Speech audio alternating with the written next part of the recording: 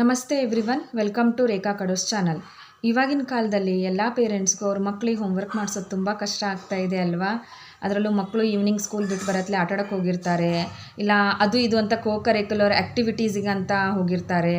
So ಆ ಮಕ್ಕಳಿಗೆ ಮತ್ತೆ ನಾವು ಹೋಮ್ವರ್ಕ್ ಝೋನಿಗೆ ತಂದು ಹೋಮ್ವರ್ಕ್ ಮಾಡಿಸೋದು ತುಂಬ ಕಷ್ಟ ಆಗುತ್ತೆ. ಸೊ ಅಂಥ ಮಕ್ಕಳಿಗೋಸ್ಕರ ನಾನು ಇವತ್ತು 5 ಟ್ರಿಕ್ಸ್ ಹೇಳ್ತೀನಿ. ಈ ಟ್ರಿಕ್ಸ್ ಏನೇ ಇದ್ದರೂ ನೀವು ಫಸ್ಟ್ ಸ್ಟ್ಯಾಂಡರ್ಡಿಂದ 6th ಸ್ಟ್ಯಾಂಡರ್ಡ್ ತನಕ ಅಪ್ಲೈ ಮಾಡ್ಕೊಳ್ಳಿ. ಯಾಕಂದರೆ ಮಕ್ಕಳು ನೀಟಾಗಿ ಓದಬೇಕಾಗಿರೋದೇ ಫಸ್ಟ್ ಸ್ಟ್ಯಾಂಡರ್ಡಿಂದ ಅಲ್ವಾ. LKG UKGನೂ ಓದಬೇಕು ಇಲ್ಲ ಅನ್ನಲ್ಲ, ಬಟ್ ಆ ಏಜಲ್ಲಿ ಪ್ರೆಷರೈಸ್ ಬೇಡ. ಆ ಚೈಲ್ಡ್ಹುಡ್ ಡೇಸ್ ಅವ್ರು ಎಂಜಾಯ್ ಮಾಡಲಿ.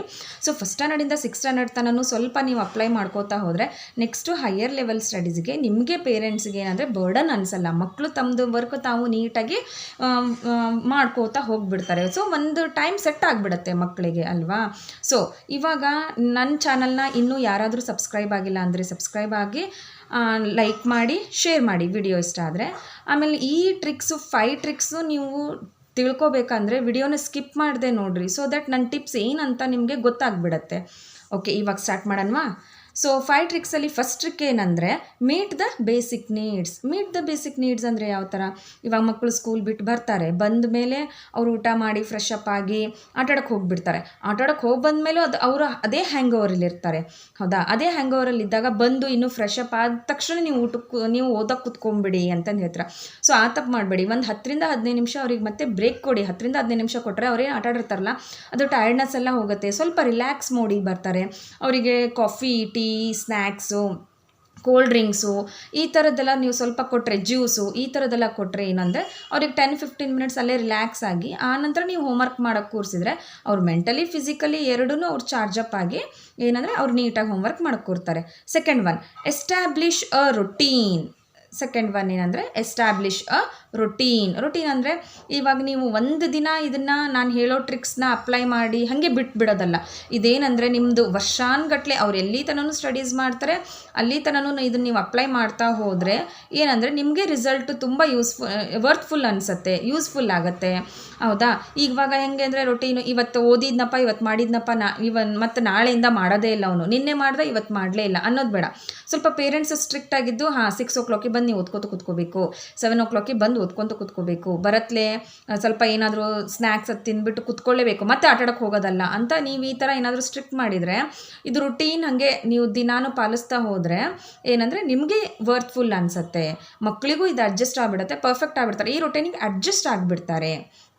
ನಾವು third one, design at a space ಅಂದರೆ ಯಾವ ಥರ ಇರಬೇಕು, ಮಕ್ಕಳು ಓದೋ ಅಂಥ ಜಾಗ ಯಾವ ಥರ ಇರಬೇಕು ಅಂತ. ಇವಾಗ ಏನಂದರೆ ತುಂಬ ಬಟ್ಟೆ ಹರಡಿರ್ತೀರ, ತುಂಬ ಗಲೀಜಿರುತ್ತೆ, ಇಲ್ಲ ಸಣ್ಣ ಮಕ್ಕಳಿದ್ರೆ ಟಾಯ್ಸ್ ಹರಡಿರ್ತಾರೆ. ಈ ಥರ ಜಾಗದಲ್ಲೆಲ್ಲ ಮಕ್ಕಳನ್ನ ಕೂರಿಸ್ಬೇಡಿ. ಯಾಕಂದರೆ ಮಕ್ಕಳು ಓದೋ ಜಾಗ ಹೆಂಗಿರಬೇಕಂದ್ರೆ ತುಂಬ ಲೈಟ್ಫುಲ್ ಆಗಿರಬೇಕು, ಬೆಳಕಿರಬೇಕು, ಆನಂತರ ಸ್ವಲ್ಪ ನೀಟ್ ಆ್ಯಂಡ್ ಕ್ಲೀನಾಗಿರಬೇಕು, ಶಾಂತವಾಗಿರಬೇಕು.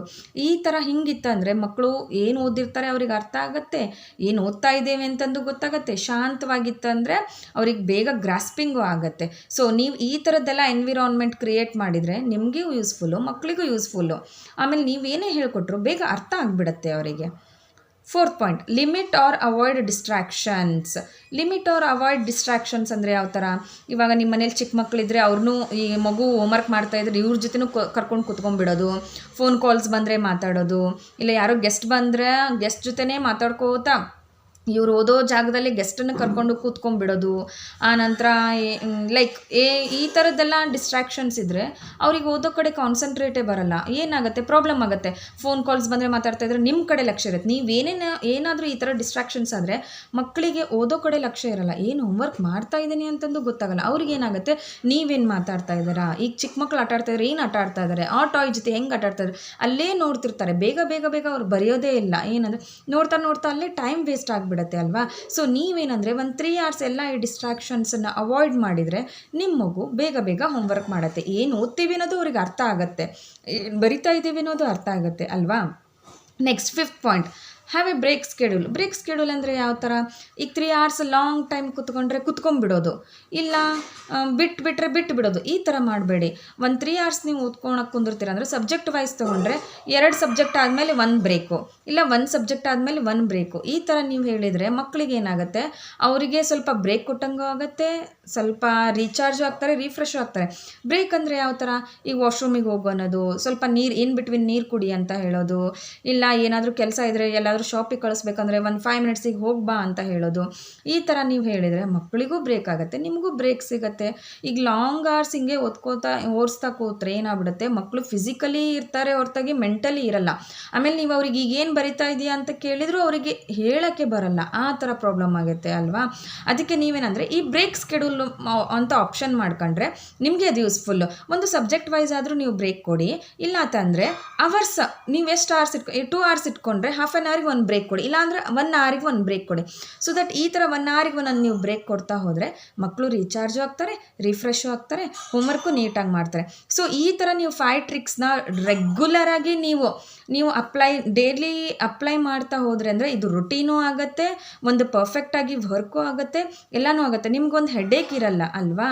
ಸೊ ಇದೇ ಥರ ನಿಮ್ಗೆ ಇನ್ನೂ ಏನಾದರೂ ಟ್ರಿಕ್ಸ್ ಬೇಕು, ಮಕ್ಕಳು ಇನ್ನೂ ಏನಾದರೂ ಕಾಡ್ತಾ ಇದ್ದಾರೆ, ಇನ್ನೂ ಬೇರೆ ಸ್ಟಡೀಸಿಗಾಗಲಿ ಎಕ್ಸಾಮ್ ಪ್ರಿಪ್ರೇಷನಿಗಾಗಲಿ ಈ ಥರದ್ದು ಇನ್ನೂ ಏನಾದರೂ ಟ್ರಿಕ್ಸ್ ಬೇಕು ಅಂದರೆ ನೀವು ನಂಗೆ ಕಮೆಂಟ್ ಸೆಕ್ಷನಲ್ಲಿ ಕಮೆಂಟ್ ಮಾಡಿ, ನಾನು ನಿಮ್ಗೆ ಟ್ರಿಕ್ಸ್ ಹೇಳ್ಕೊಡ್ತಾಯಿನಿ. ನಮಸ್ತೆ, ಥ್ಯಾಂಕ್ ಯು.